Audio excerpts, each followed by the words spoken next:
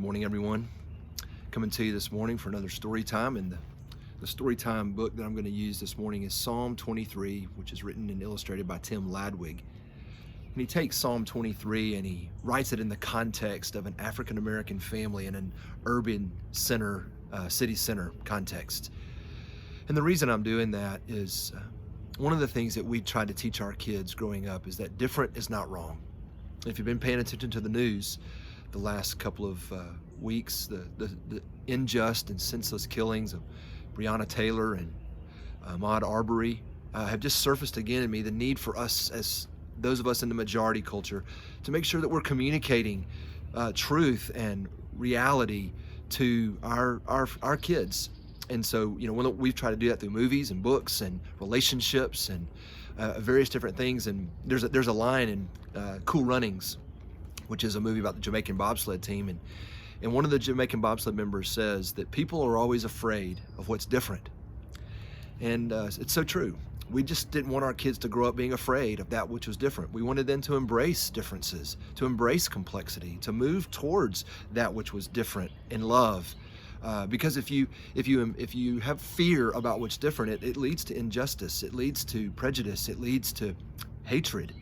And we don't want our kids to live in fear. And so one of the ways we did that too was to introduce children's books to our kids that perhaps told a different narrative. And so I want to do that today. I want us, as particularly those of us in the majority culture, to tell our kids a different narrative than what they're hearing from the radio or what the news or what they might be picking up in their own majority culture context. That there's a different world out there that we don't need to be afraid of. And that God wants to lead us to that. And so I'm going to read Psalm 23. And also to my minority friends and family members, just want to say, this is what I'm praying during these days for you, that you would feel God's presence as the Good Shepherd in your life during these moments, as you once again hear about these unjust and senseless killings in your community. And so praying for that for you guys, and then also wanting our people to embrace what's maybe different to them. So Psalm 23, and it's mostly pictures, so I'll take my time going through it and show you the pictures. Psalm 23. The Lord is my shepherd.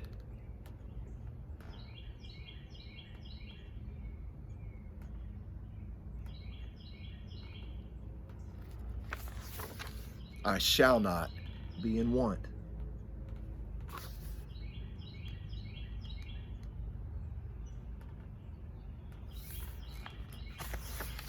He makes me lie down in green pastures. Wouldn't that be fun, rolling down a Park Hill like that?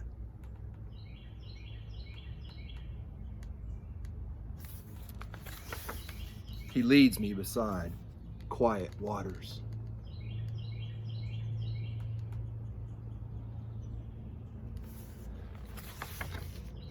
He restores my soul. All those fun things they're doing to restore their soul.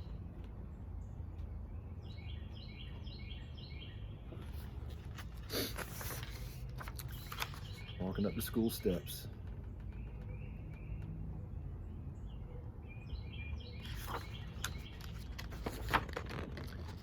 He guides me in paths of righteousness for his name's sake. I was in science class, playground.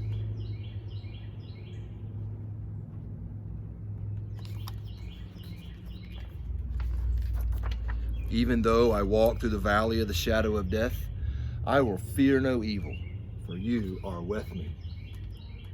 And when they are afraid, they're able to trust their good shepherd.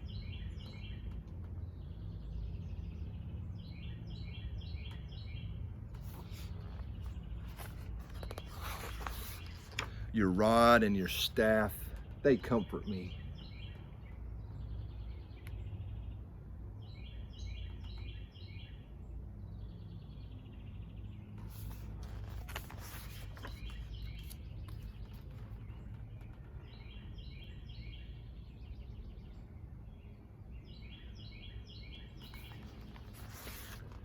You prepare a table before me in the presence of my enemies. That dinner looks yummy, doesn't it?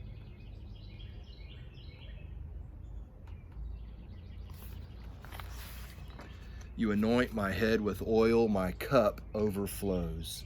Surely goodness and love will follow me all the days of my life.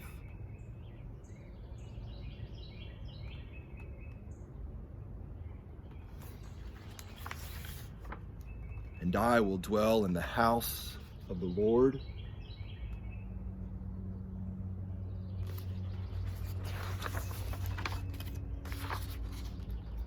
forever. Great book. May God give us all the grace we need to embrace and love and move towards that which is different and not be afraid. And may that be our narrative that we tell our kids. Have a great day. Bye.